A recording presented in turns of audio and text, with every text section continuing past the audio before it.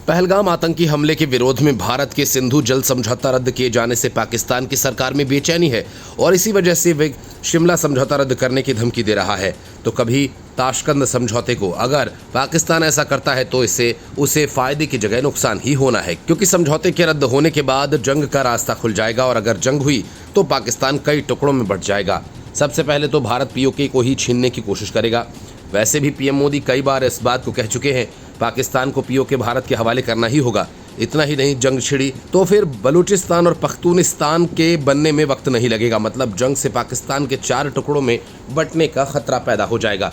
शिमला समझौते से पीछे हटकर पाकिस्तान ने अपने ही पैर पर कुल्हाड़ी मारने से ज्यादा कुछ नहीं किया।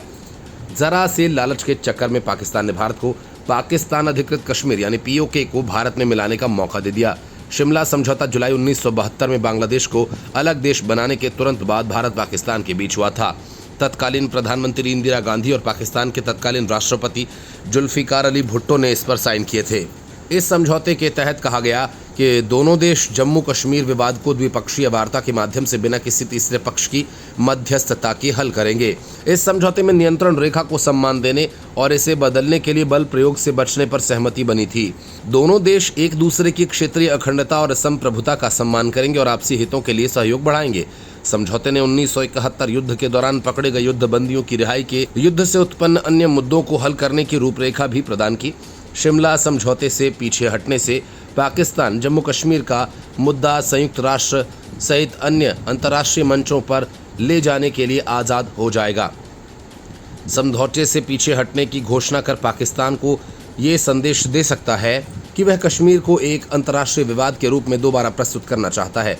पाकिस्तान संयुक्त राष्ट्र सुरक्षा परिषद साल 1948 से 1949 के प्रस्ताव के तहत जम्मू कश्मीर के मुद्दे को सुलझाने के लिए अंतर्राष्ट्रीय मंच पर उठा सकता है। इस पर भारत ये कहकर पाकिस्तान को बार बार चुप करा देता था। शिमला समझौते के तहत कोई बाहरी देश या संगठन जम्मू कश्मीर के मुद्दे पर मध्यस्थता नहीं कर सकता।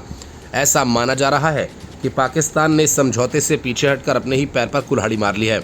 ऐसा इसलिए क्योंकि समझौते के तहत ये भी कहा गया कि दोनों देश एलओसी को सम्मान करेंगे और इसे बदलने के लिए बल प्रयोग नहीं करेंगे। पाकिस्तान ने अब खुद इस समझौते को सस्पेंड कर दिया। ऐसे में पाकिस्तान अधिकृत कश्मीर यानी पीओके को वापस पाने के लिए भारत पूरी तरह से स्वतंत्र है। पीएम मोदी पहले भी कई बार कह चुके हैं कि पूरा कश्मीर भारत का है। पाकिस्तान ने पीओके पर अवैध कब्जा किया हुआ है। पीओके को भारत में वापस जोड़ने के लिए हम प्रतिबद्ध हैं।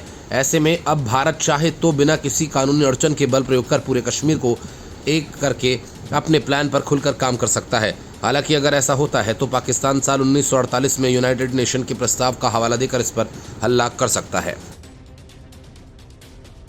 Bureau report, news of India.